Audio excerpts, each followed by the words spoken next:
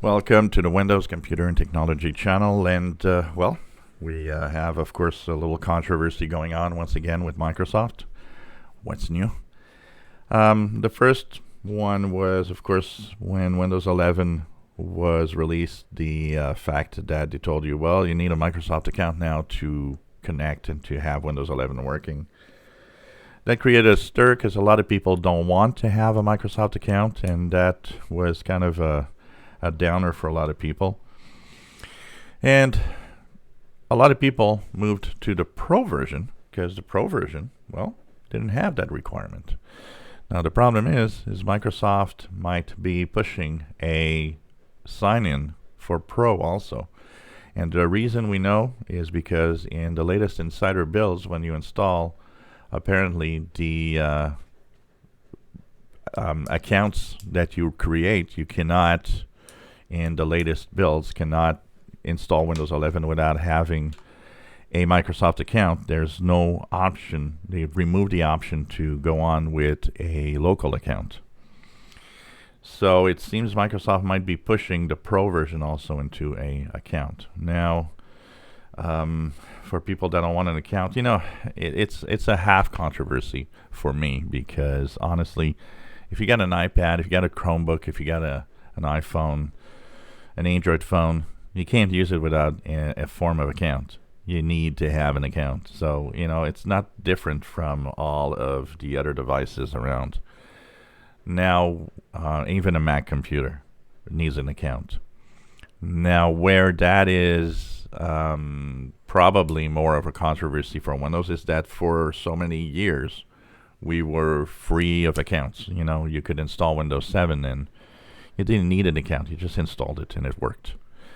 Windows 8 started with, you know, asking for accounts. Windows 10 made it even more prevalent that, well, you need an account if you want to sync, if you want to do this or that.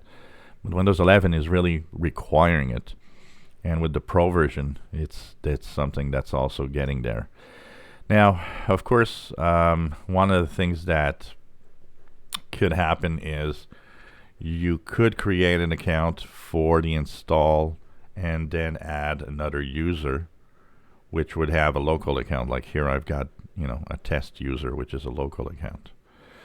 That would mean that if you put the test user in a local account that has admin privileges, you could then technically remove the main account on Windows 11 and you would still be in Windows 11, but you still have to go through the hoops of creating a Microsoft account before you can remove that Microsoft account from the computer. It's kind of a, you know, a complicated way to just manage an account and manage Windows. Now, I wish Microsoft would just ask, you know, the user if you want one or not, and just you choose if you don't want one.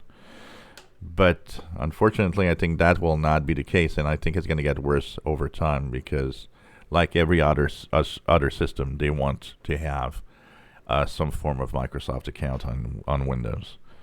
But it is sad to see that they don't, you know, like many things in Windows that had a choice before are going away, and now you're kind of forced to so many things. But let's cross our fingers that Microsoft backs off and does not require, at least for the Pro version. So if you want to have Windows 11, you know that you can get the Pro version and not have to sign in. But let's hope that that would still be there, because I think a lot of users are a little sad at the fact that this is a requirement now, and it's kind of a little rant here. So Microsoft should, and I think Microsoft really should, you know, give you the choice. You log in with an account or not, and tell you what you're missing out if you're not logged in with a Microsoft account, like, you know, syncing capabilities, stuff like that. If you enjoy my videos, please subscribe, give us thumbs up. Thank you for watching.